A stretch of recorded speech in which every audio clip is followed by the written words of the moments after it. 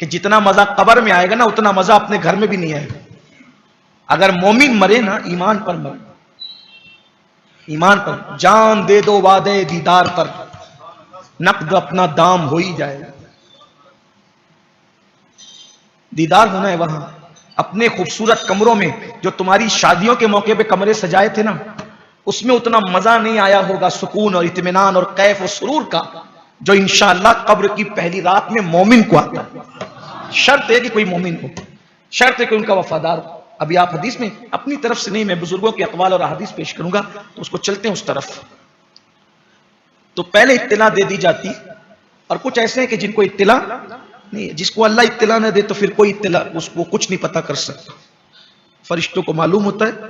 Normal موت یعنی عام ایک آدمی جو عام مسلمان مرتا ہے تو کم سے کم 500 فرشتوں کا تذکرہ روایتوں میں آیا کہ 500 فرشتے آتے ہیں, اور اگر نیک ہو پرہیزگار ہو تو حد نگاہ تک. اچھا جو عام مسلمان مرتا ہے اس کے لیے بھی جو فرشتے آتے ہیں, ہم جو کفن دیتے ہیں یہ کفن ہم بعد میں دیتے ہیں, فرشتے اس کے لیے بھی جنت کا کفن لاتے ہیں عام مسلمان کے لیے.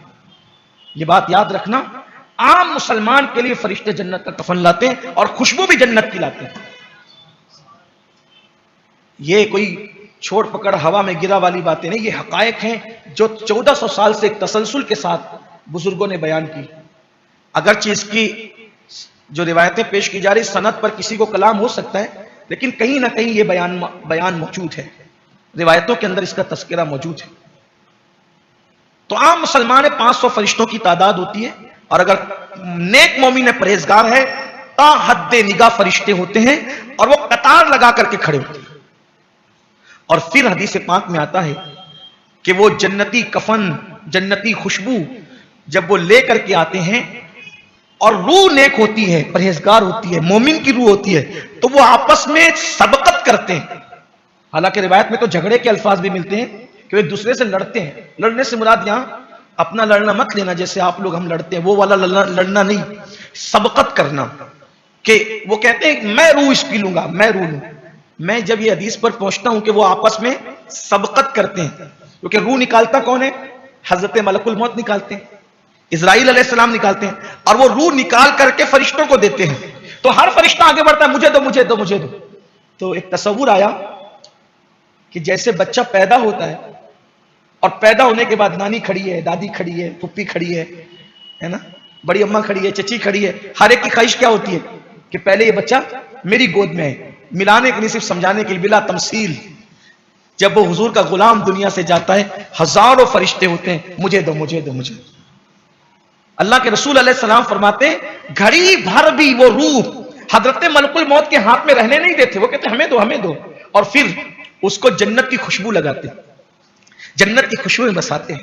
بس اتنا یاد رکھنا, مومن مرو ولا تموتن الا وانتم مسلمون, اس حالت میں مرو کہ تمہارا ایمان سلامت ہو. بس اللہ ہمارا ایمان سلامت رکھے.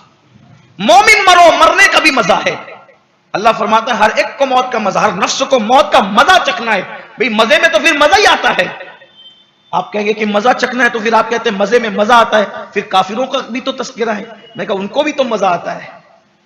یہی تو قرآن کا اعجاز ہے, قرآن کا معجزہ یہی ہے. قرآن بات کہتا ہے, کوئی سمجھنے والا چاہیے.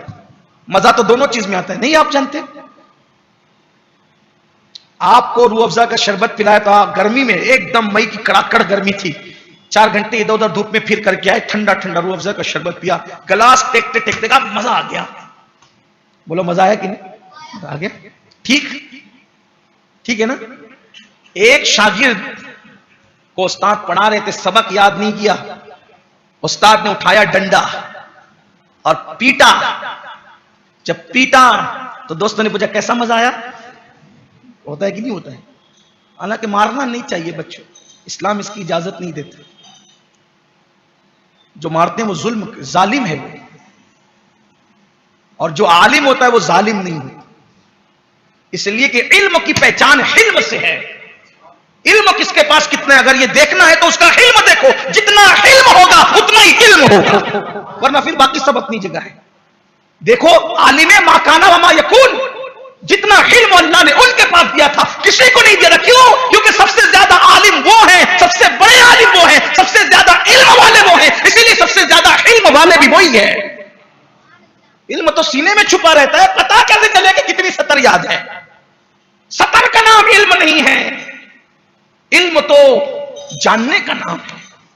اس پیٹی میں بند کتنا ہے وہ آپ کے علم سے ہوتا ہے. ایک مرتبہ ایک یہودی آیا, قرضہ دیا تھا حضور کو, یہودی آیا اور آنے کے بعد کہا میرا قرضہ دو. تو حضور نے فرمایا مدت تو جو بھی تھی وہ باقی ہے. تو اس نے کیا کہا, معاذ اللہ نقل کفر نہ باشا. اس نے کہا تم عبد المطلب کی اولاد جھوٹ بولتے ہو. سید الصادقین کو کہا, لوگوں کو صداقت کی خیرات بانٹنے والے, کہ تم عبد المطلب کی اولاد جھوٹ بولنے لگے ہو. معاذ اللہ, صحابہ کی تلواریں نکل گئی, گستاخ, زبان روک. لیکن سید العالمین, سید المعلمین, عالم ما کان و ما یکون, اصحاب کو روک دیا. بات مجھ سے کرتا ہے, تکلیف تمہیں کیا ہے؟ چھوڑ دو اس کو, چھوڑو اس کو. اس نے قدم پکڑ کے کہا میں کوئی معمولی آدمی نہیں ہوں, یہودیوں کا عالم ہوں. نبی میں جتنی صفات تھی سب دیکھ لی تھی, لیکن ایک صفت حلم دیکھنا باقی تھی کہ جتنی ان کے ساتھ کوئی بدتمیزی کرے گا یہ اتنا اس کے ساتھ کرم کریں گے. سو وہ بھی دیکھ لیا, معاف کرے, کلمہ پڑھا کر اسلام میں داخل کرے. علم کی پہچان علم سے, ورنہ پھر آپ سطر ہی کرتے رہے.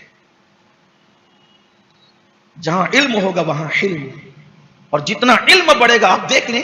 پھر اس کی بہت سی مثالیں آتی ہیں, لیکن میرا عنوان نہ علم ہے نہ علم ہے. میں تو یہ عرض کر رہا تھا کہ کیسا مزہ آیا. دیکھو دونوں پہ مزہ کا ذکر آتا ہے کہ نہیں آتا ہے؟ کوئی کہتا ہے نا اب میں تجھے مزہ چکھاؤں گا, مطلب کیا؟ سزا دوں گا. تو کبھی کبھی سزا پر بھی مزے کے الفاظ بولتے ہیں, کبھی کبھی سزا پر بھی مزے کے الفاظ بولتے ہیں, اور کبھی کبھی لذت چکھنے پر بھی مزے کے. سمجھ میں؟ تو قرآن کہہ رہا ہے کل نفس ذائقۃ الموت, ہر نفس کو موت کا مزہ چکھنا ہے. تو عمل جیسے ہوں گے ویسے ہی مزہ ہوگا. میں نے بتایا نا آپ کو کہ بعض تو وہ ہیں کہ جن کو قبر میں دیدار ہوتا ہے, اور بعض تو وہ ہیں کہ جن کو خود لینے آتے ہیں. بعض وہ ہیں جن کو حضور خود لینے آتے ہیں. روایتوں میں آتا ہے کہ جب 6 رجب کو سرکار غریب نواز کا وصال ہوا تو اہل اللہ نے رسول اللہ کو اجمیر مقدس کی گلیوں میں چلتے دیکھا, عالم کشف میں دیکھا, عالم رویا میں, جس حالت میں بھی دیکھا. ہمارے صوفیہ بیان کرتے ہیں, اور یہ بات تو ہمیں کسی کا خوف ہی نہیں ہے کہ ہمارا یہ عقیدہ ہے بس ہے. وہ جہاں جانا چاہے جا سکتا ہے. ارے جب وہ خدا تک جا سکتے ہیں, لامکان کی بلندیوں پہ جا سکتے ہیں, تو ان کا کہیں اور آنا جانا. تو اجمیر مولا کی زمین پہ ان کو 6 رجب کو چلتے دیکھا. تو کسی نے پوچھا, رویا میں پوچھا, کشف میں, حضور آپ یہاں؟ فرمایا معین الدین کو لینے آیا ہوں. کچھ ایسے بھی ہیں جن کو خود لینے آتے. اس کے بھی کئی واقعات. فضیل بن ایاز کے لیے, حضرت فضیل بن ایاز, ان کے لیے بھی ایک, ان کے وصال کے وقت بھی کسی کو خواب میں دکھایا تو کہا لینے آیا. بہتوں کو آتے ہیں, ان کے کرم کی بات ہے. خدا نے انہیں مالک کیا, مختار بنایا, جہاں چاہیں جائیں. روحانی طور پر تو, روحانیت کے اعتبار سے تو موجودگی ان کی ہے, حاضر و ناظر ہیں, لیکن جسمانی طور پر بھی جہاں چاہتے ہیں جاتے ہیں. بس میں تو یہی کہتا ہوں, اور میری تمنا بھی یہی ہے کہ اللہ ہمیں ایمان پہ رکھے اور ایمان پہ خاتمہ سے. ایمان پہ مرو تو مزہ آ جائے, ایمان پہ مرو واقعی مزہ آ جائے. اللہ ایمان سلامت رکھے. دعا کرو, اپنی ہر دعا کا حصہ بنا لو, اللہ ایمان سلامت رکھے. ایمان سلامت, ہر دعا کا پہلے نمبر پر یہ کہ اللہ ایمان سلامت رکھے. جہاں جہاں قبولیت کا مقام ہو, ایمان ایمان کی سلامتی کے لیے دعا کرو. دیکھو سب مزہ ہی مزہ, انشاءاللہ مزہ مزہ. تو فرشتے روح حضرت ملک الموت روح نکالتے ہیں, تو فرشتے اس کی روح کو خوشبو لگاتے ہیں, جنت کی خوشبو. اور روح نکالنے سے پہلے فرشتے ایسی خوبصورت شکل میں آتے ہیں, اور حضرت ملک الموت بھی ایسی خوبصورت شکل میں آتے ہیں, اور اس سے باتیں کرتے ہیں. کیا کہتے ہیں؟ اے پاکیزہ روح, چل اس حالت میں کہ اللہ تجھ سے راضی ہے اور تو اللہ سے راضی, اور تو اس کے بندوں میں شامل ہو جا اور اس کی جنت میں داخل ہو جا. بعض روایات میں تو یہ آتا ہے کہ جب مومن مرتا ہے تو جنت کے نظارے اس کو دکھائے جاتے ہیں, تو وہ جنت کے نظارے دیکھ کر اس کی روح کودنے لگتی ہے, مچلنے لگتی ہے. بعض محدثین نے مچلنے کا تذکرہ, بعض نے کودنے کا تذکرہ, اور بعض نے وجدانی کیفیت کا تذکرہ کیا. سب دیکھنے پڑا ہوا ہے بندہ, اللہ والا بستر پہ پڑا ہے, لیکن روح حالت وجد میں ہے. روح پر ایک کیف طاری ہے کہ یار کے یہاں جانا ہے, یار کے یہاں جا. حضرت بلال حبشی پوری زندگی نہیں مسکرائے حضور کے وصال کے بعد. جس دن وصال کا دن تھا ان کی بیوی سرانے بیٹھ کے رو رہی تھی. ہائے غم کا. چپ رہے, کیا غم کی بات کرتی ہے. کہا کہ واہ خوشی. یہ بھی کوئی خوشی ہے؟ دنیا سے جا رہے تو کہا کہ اب تک جس کے لیے تڑپ رہا تھا بس اب یار کے ساتھ ہی رہنا ہے. پھر کیا کہہ رہے, یار کے ساتھ رہنا ہے. ان کا مزار بن رہا ہے ملک شام میں, حضور ہیں مدینہ منورہ میں, کہتے ہیں یار کے ساتھ رہنا. کیوں؟ لاشے کو مدینے میں کرے دفن فرشتے, مر جائے اگر ہند میں بیمار تمہارا.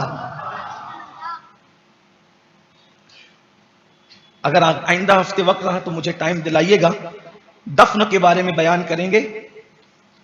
اور ایک بات آپ کو بتائیں گے, کسی کو کہیں بھی دفن کرو, جو جہاں دفن ہونے کی تمنا کرتا ہے اس کو وہاں پہنچایا جاتا ہے.